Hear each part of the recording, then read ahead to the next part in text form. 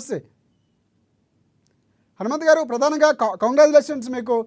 ఎందుకంటే ఢిల్లీలో మరొకసారి పాగా వేయబోతున్నారు. ఎందుకంటే 27 ఏళ్ల తరువాత, అంటే ఎప్పుడు ఊహించినటువంటి పరిణామాలతో బీజేపీ పార్టీ వస్తుంది. మొన్న హర్యానాలో కూడా ఎగ్జిట్ పోల్స్ తలకిందులుగా ఉన్నాయి. అంటే గెలవబోతుందా లేదన్నటువంటి సంశయం ఉంది. కానీ ఈసారి ఎగ్జిట్ పోల్స్ ఏం చెప్పిందో అవే క్లియర్ కట్గా కనిపిస్తున్నాయి. బీజేపీ పార్టీ గెలవబోతుంది. ముందుగా కంగ్రాచులేషన్స్ మీకు. సో ఈ విజయాన్ని ఏ విధంగా చూస్తారు? సో అక్కడ బీజేపీ పార్టీ వ్యవహరించిన తీరు గెలుపుకి ప్రధానంగా కారణాలు ఏంటంటారు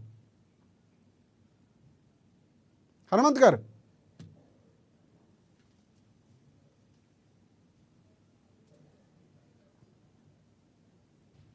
రైట్ హనుమంత్ గారు, మీ వాయిస్ రావట్లేదు, మ్యూట్లో ఉన్నట్టుంది, ఒకసారి చెక్ చేసుకుంటారు. నమస్కారం అండి రాజశేఖర్ గారు.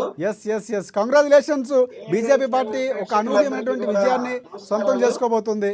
సో ఏంటి అసలు బీజేపీ స్ట్రాటజీ సార్ కలిసి రావడానికి ప్రధాన అంశాలు ఏంటి? ఏ విధంగా ముందుకు వెళ్తే ఈరోజు ఈ స్థాయిలో విజయాలు వచ్చాయి అనుకుంటున్నారు?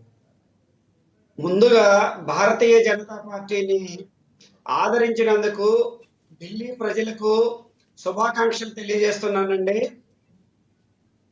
అసలు ముఖ్యంగా భారతీయ జనతా పార్టీ ఈ దేశానికి అవసరం. ఈ దేశానికి భారతీయ జనతా పార్టీ నాయకత్వం అవసరం అని చెప్పేసి ఢిల్లీ ప్రజలు తెలియజేశారు. 27 సంవత్సరాల తర్వాత భారతీయ జనతా పార్టీ ఢిల్లీ గడ్డపై జెండా ఎగరేసినందుకు భారతీయ జనతా పార్టీ శ్రేణులు మాత్రమే కాకుండా ఈ దేశ ప్రజలందరూ కూడా చాలా సంతోషంగా, చాలా ఆనందంగా ఉన్నారండి.